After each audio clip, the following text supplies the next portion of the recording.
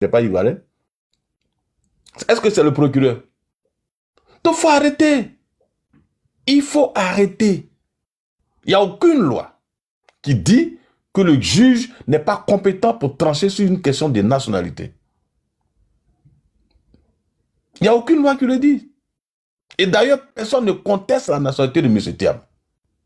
On dit que le juge doit constater qu'au terme de l'article 48, il a perdu la nationalité ivoirienne depuis 1987. C'est ce que le juge a constaté avec les documents que nous avons présentés. Décret de naturalisation français, donc il démontre qu'il n'est pas né français. Parce que quelqu'un qui est né français, on ne produit pas un décret de naturalisation pour lui. Il a son décret de renonciation à sa nationalité. Ces deux documents suffisent. Et c'est pour ceux qui disent que M. Thiam est né français et qui n'a pas demandé la nationalité ivoirienne, mais allez-y écouter son intervention sur TikTok. Qu'est-ce qu'il dit? Il dit quand il finit ses études à l'école des mines, il voulait rentrer au pays. C'est le président Houphouët-Boigny qui dit il faut rester en France pour continuer d'apprendre.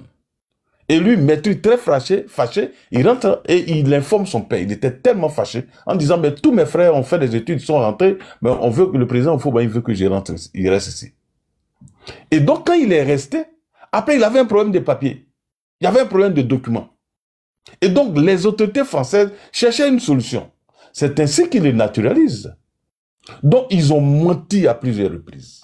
En disant que oui, il a obtenu la nationalité française, que les autorités françaises lui ont donné à cause de ses bons résultats. C'est faux. Il était face à un problème de papier, donc ils ont pris une décision de le naturaliser.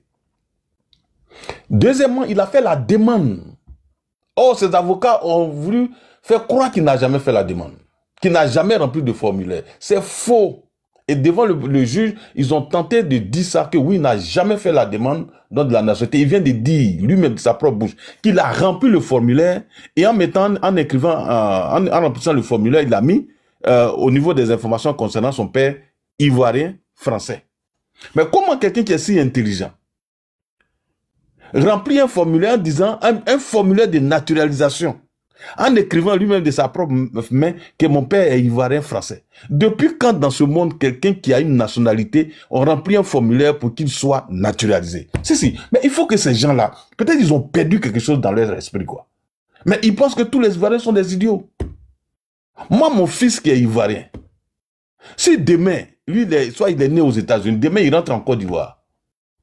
S'il veut obtenir la nationalité ivoirienne, on va lui donner un formulaire, il va écrire mon père américain, ivoirien. Et on lui donne un décret de naturalisation. Et les Français sont suffisamment bêtes pour ne pas savoir que quelqu'un qui est français, on ne le naturalise pas. Mais seul M. Thiam, dans son cas, est possible. Parce que ce monsieur, il est extraordinaire. C'est un extraterrestre. Tout est compliqué chez lui. Tout est mystique chez lui. Mais il faut des gens comme Kaza pour venir déchirer ses codes vocales pour défendre un tel dossier. Il faut eux. Ils sont suffisamment courageux, quoi. C'est-à-dire, on leur ment à visage découvert, c'est un mensonge. On a des gens qui disent qu'ils ont un doctorat en droit, mais ils comprennent que dans un pays, quelqu'un qui a la nationalité, on le naturalise. Et lui, qui est si intelligent, il ne sait pas qu'on ne naturalise pas un citoyen. Son père était vivant, il était ministre, ambassadeur, mais lui, il ne sait pas que son fils qui est français, né français, parce que lui-même français, n'a pas besoin d'un décret de naturalisation. Et on explique ça à des gens. Si, c'est malheureux. C'est vraiment, je crois que c'est le fils du noble qui l'a dit. Ça dit, je ne sais pas s'ils ont loué leur intelligence, je m'en excuse, mais c'est le cas. Moi, Kokora, tu as m'expliqué que quelqu'un qui a la nationalité américaine, on l'a naturalisé pour qu'il puisse l'avoir, alors que son père est américain. On leur demande de nous donner des exemples dans ce monde pour dire oui, telle personne est américaine, mais pour obtenir la nationalité, on l'a naturalisé. En Côte d'Ivoire, en France, partout, même M. Thiam, il est unique au monde. Et ils ont inventé un terme, oui, naturalisation par la surabondance. Par surabondance. Quelqu'un qui sait que son père est français, mais il a un problème de document, il attend qu'on prenne un décret de naturalisation pour lui, pour bénéficier de la nationalité française. Et il se trouve des gens pour comprendre ça. Et avec ça, il veut mener un débat sur gouvernance. Le B.A.B.A, mais vous ne comprenez pas. Et vous menez des débats sérieux qui concernent l'avenir des Ivoiriens. Vous pensez que les gens sont bêtes? Voilà pourquoi les Ivoiriens ne vous écoutent pas. Et moi, comme j'ai dit, on est en Europe. Hein. Les gens, quand on leur explique, eux-mêmes, ils tombent des nues. Ils disent, mais c'est pas possible. La France est un État sérieux, qui a des documents, qui a des archives. Et d'ailleurs, on nous dit que le père de M. Thiam a travaillé avec les Français dans l'administration française, donc au moins il est inscrit quelque part, aux impôts, partout, et que les Français doivent savoir, donc à partir de leurs archives, que le père de M. Thiam était français, et donc on ne peut pas naturaliser son fils. Il y a quand même des juristes en France. L'administration française, c'est pas du n'importe quoi. Vous ne pas savoir qu'elle n'a pas besoin de naturaliser un citoyen français.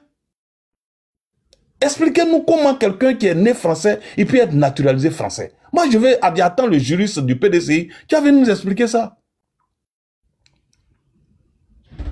Monsieur Thiam ne peut pas savoir qu'il n'est pas né français. Quand même, il est intelligent. Et son père également ne peut pas savoir qu'il avait la nationalité française et que son fils n'avait pas besoin d'un décret de naturalisation. Et vous voulez expliquer ça aux Ivoiriens? Oui, on a pris une loi pour l'écarter. L'article 48, ce n'est pas le président qui l'a voté. C'est le président Foubaï, c'est son grand-père qui l'a voté. Au contraire, comme je l'ai dit, mais c'est le président Ouattara qui a permis à M. Thiam de nourrir une ambition présidentielle, qui vous permet aujourd'hui de le suivre. Sinon, si la caution de 2000 restait là, M. Thiam avait passé où pour être candidat en Côte d'Ivoire? Il allait passer par où? Mais comme vous n'avez pas peur de Dieu, donc vous racontez tout et n'importe quoi. Si M. Thiam renonçait à sa nationalité en 2024 ou en 2023, est-ce qu'aujourd'hui il serait dans ce problème? Quelqu'un qui veut diriger un pays et puis il affirme devant vous que oui, personne ne connaissait l'article 48. Et puis vous comprenez ça. Et vous acceptez, vous avalez ça. Mais voilà pourquoi il se fout de vous. Voilà pourquoi il se fout de vous. Il sait que vous n'êtes pas intelligent. Il se fout de votre intelligence. Personne ne connaissait une loi, le code électoral, là, personne ne le connaissait en Côte d'Ivoire.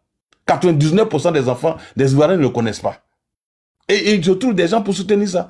Ça veut dire qu'ils se foutent de tous ces juristes, tous ceux qui ont eu doctorat en Côte d'Ivoire, qui ont fait le droit de la première année jusqu'à avoir le doctorat professeur, ils ne connaissaient pas le code électoral et le code de nationalité. Et c'est sous lui que ce code a été déterré. Donc vraiment, c'est malheureux, mais je les comprends. Ils ont déposé tout leur espoir dans les mains de M. Thiam, puisqu'ils se font appeler Thiamis, mais au fur et à mesure, ils se rendent compte que le monsieur n'est pas candidat. Qu'est-ce que vous faites? Ils sont déjà tombés dans l'eau. Donc il faut nager, en espérant atteindre la rive. Mais c'est difficile pour eux. Ils ne peuvent plus faire machine arrière. Avec toute l'énergie qu'ils ont développée, déployée sur les panels pour défendre M. Thiam, est-ce qu'ils peuvent dire aujourd'hui, oui, vraiment, notre gars là, il ne peut pas être candidat? Donc ils sont pris au piège. Et il les a laissés en Côte d'Ivoire, lui, assis en Europe ici. Hein. Il est assis ici. Oh, le combat, c'est en Côte d'Ivoire. Moi, j'aurais aimé qu'ils soient en Côte d'Ivoire en train de mobiliser ses militants dans les meetings. Mais il les a abandonnés. Donc, il se trouve des gens pour maintenant, il a atterri sur TikTok comme nous. Bon, on va mener le débat sur TikTok. Il va rester en Europe ici pour diriger le PDCRDA, alors qu'il n'y a aucune plainte contre lui. Il n'y a rien. On dit qu'il est ivoirien.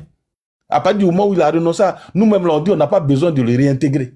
C'est-à-dire, si on était méchant comme vous, là, on allait dire, comme les autres, pour dire non, pour être ivoirien encore là, il faut qu'il ait un décret de réintégration. On dit non. M. Thiam est ivoirien à partir du moment où c'est nous-mêmes qui défendons cette thèse. Et puis, c'est tous des gens pour nous accuser. Moi, je n'arrive pas à comprendre. Nous-mêmes, on dit M. Thiam aujourd'hui, là, il est ivoirien en part entière. C'est-à-dire, demain, il y a une révision de liste électorale, il s'inscrit. On aurait pu être de mauvaise foi pour dire non. À partir du moment où il a pris la nationalité française et qu'il a perdu, pour qu'il soit candidat et pour qu'il soit ivoirien, il faut un décret de réintégration. On dit non. Le ministre de la Justice, les services du ministre de la Justice l'ont expliqué pour dire non, il n'a pas besoin de décret de réintégration. C'est-à-dire Alassane Ouattara n'a pas besoin d'intervenir pour qu'il soit ivoirien. On dit qu'il retrouve des droits, de plein droits à sa nationalité ivoirienne. Mais surtout des gens pour nous accuser. Est-ce que vous êtes sérieux là? Est-ce que vous êtes sérieux? Et on dit non, Kokora est militant du RADP et c'est lui qui a porté la plainte. Ah bon? Le fait d'être militant du RADP, je suis en dessous de la loi.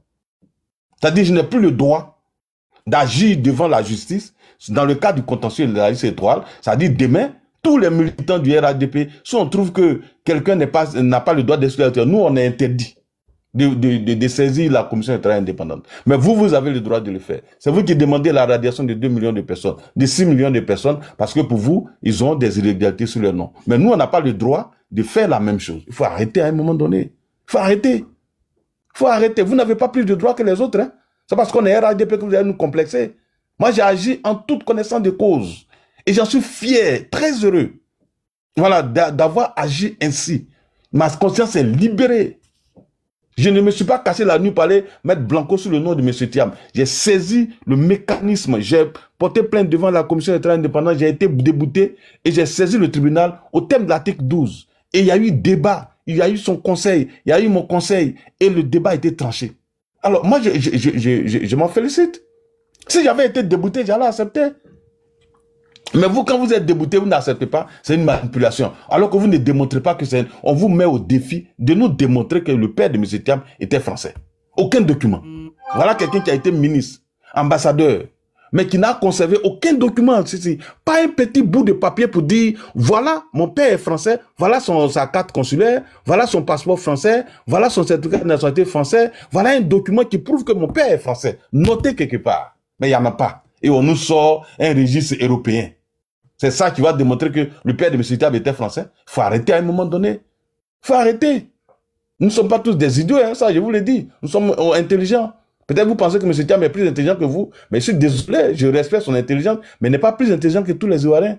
Voilà. Et tout le monde n'a pas vendu son intelligence. Hein. Ça, vous pouvez crier, déchirer vos codes vocales, mais M. Thiam ne respecte pas la loi, il ne sera pas candidat en Côte d'Ivoire. Et ça, on est prêt à mener ce combat-là. Même si on doit perdre notre... Moi, je suis désolé. J'ai laissé les États-Unis pour venir faire ça. Je suis prêt à sacrifier ma vie pour ça. Ça, je vous le dis en même temps. Parce qu'il faut que notre pays, là, on laisse un pays en héritage à nos enfants, un pays qui respecte les droits, qui respecte la loi. Un pays qui ne met pas des citoyens au-dessus d'autres personnes. Vous savez combien de personnes ont été radiées de la liste électorale? Il y avait près de 2000 personnes donc qui devaient être radiées. Beaucoup ont été radiées de la liste électorale. Mais M. Thiam, parce qu'il est petit-fils du Fauboyant, vous pensez qu'il est au-dessus de tout le monde. Quelqu'un qui a abandonné son pays, qui n'a même pas contribué, qui n'a même pas payé un rond à l'État de Côte d'Ivoire ni aux impôts, c'est lui qui va s'imposer à nos lois. Pourquoi? Au nom de quoi et pourquoi? Vous pensez que quoi? Non, il faut qu'il arrête. Il faut qu'il arrête. Moi, je l'ai toujours dit. Celui qui va traiter M. Thiam des Sénégalais, il va me trouver sur mon chemin. Et avant même de porter la plainte, quand des gens ont soulevé nos propres militants, certains sur des panels, on dit qu'il est Sénégalais. Moi, je suis monté pour dire non. Il faut arrêter, il n'est pas Sénégalais. C'est le petit-fils du Fauboyant. C'est mon cousin Baoulé. Je ne peux pas accepter qu'on dise qu'il est Sénégalais. Mais sur le coup de l'article 48, là, ça l'attrape. Il est Ivoirien à part entière aujourd'hui parce qu'il a renoncé à sa nationalité française. Il est Ivoirien. Demain, s'il est sur la liste de travail, il pourrait être candidat aux élections présidentielles, aux élections législatives, partout. Là où le président Ouattara a démontré, avec tous les documents de ses parents, vous le traitez de Burkinabé, vous ne pouvez pas être candidat en Côte d'Ivoire. Il allait même faire jusqu'à un test d'ADN. Mais on disait qu'il était Voltaï Burkinabé. Et sur cette base-là, vous dites qu'il ne pouvez pas être candidat.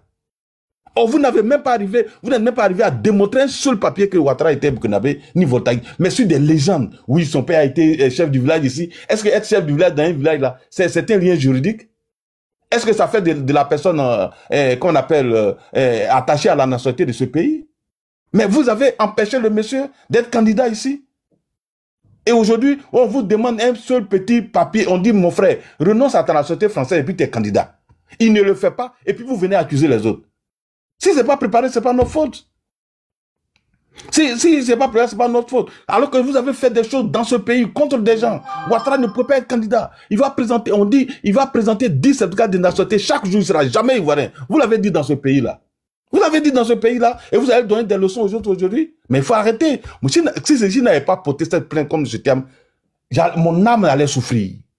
Mon âme allait souffrir. Et je suis heureux qu'aujourd'hui, les militants du PDC sont de souffrir par leur propre faute et par la faute de leur leader. Et c'est Dieu qui fait ça. Parce que le mal que vous avez fait aux autres, Dieu a fait que vous-même, vous n'avez même pas pris conscience du mal, non seulement que vous avez fait aux autres, mais ça vous a placé en erreur.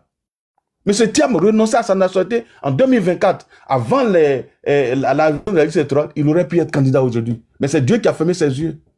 Et vous devez en prendre conscience. Et vous devez mettre balle à terre pour dire, hier, on a fait du mal, on a créé de l'injustice à des gens. Et sur cette base, il y a eu des morts dans notre pays.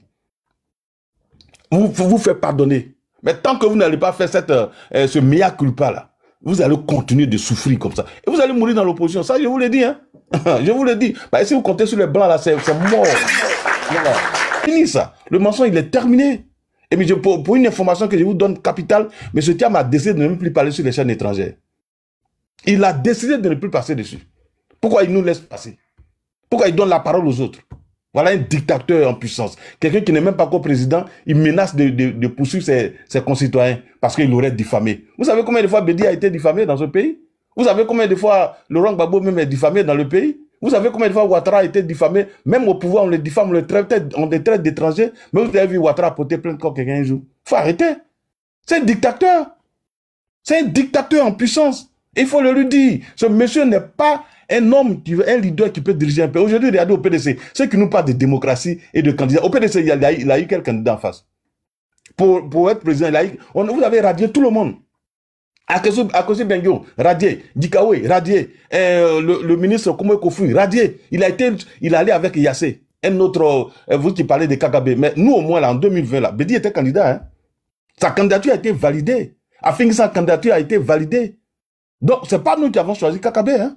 C'est vous qui avez refusé de compétir face à Ouattara. Parce que vous saviez votre poids. Vous allez perdre toutes les élections face à Alassane Ouattara. Vous allez perdre. Et vous avez refusé d'aller aux élections. Sinon, vous pouvez mettre une coalition derrière Bédier pour aller contre Ouattara. Et d'ailleurs, quand Bédier, sa candidature a été acceptée, il s'est félicité pour l'acceptation de sa candidature. C'est quand vous l'avez mis dans l'erreur qu'il a refusé de partir aux élections. Donc, vous n'allez pas vraiment embrouiller tout le processus. Je vais m'arrêter là pour dire à nos amis du PDC, de l'opposition, personne ne va vous dire ce que vous avez à faire. Vraiment, c'est des débats qu'on mène. Nous estimons que si vous voulez aller aux élections, je crois que vous avez des gens intelligents dans vos partis, vous pouvez les soutenir pour prendre l'exemple du Sénégal. Maintenant, librement, si vous dites vous ne partez pas parce que M. Thiam ne va pas aux élections, Gbagbo ne va pas aux élections, vous n'y allez pas, il n'y a pas de problème. Ceux qui veulent aller voter, ils vont aller voter. Mais ce qu'on ne va pas accepter, c'est que vous empêchez les gens d'aller voter, comme vous l'avez fait en 2020. Et là, vous allez trouver Ouattara sur votre chemin, hein, ça c'est clair. C'est parce qu'ils ne parlent pas, qu'ils ne voient pas ce qui se passe. Voilà. Donc vous, on vous met en garde. Soit vous décidez d'aller aux élections, vous choisissez vos candidats, soit vous dites non, cette élection, nous pensons que les règles sont violées, c'est votre droit de le dire, et donc nous n'y participons pas, nous restons à la maison. La personne n'est pas aller vous tirer là-bas pour aller aux élections, hein, mais dire que vous allez couper des bois encore, barrer les voies pour créer des accidents, prendre des fusils pour aller tirer sur des cortèges des ministres et tuer des pauvres Ivoiriens, ça c'est terminé ça. Ça on vous le dit. Voilà. Merci Cécile.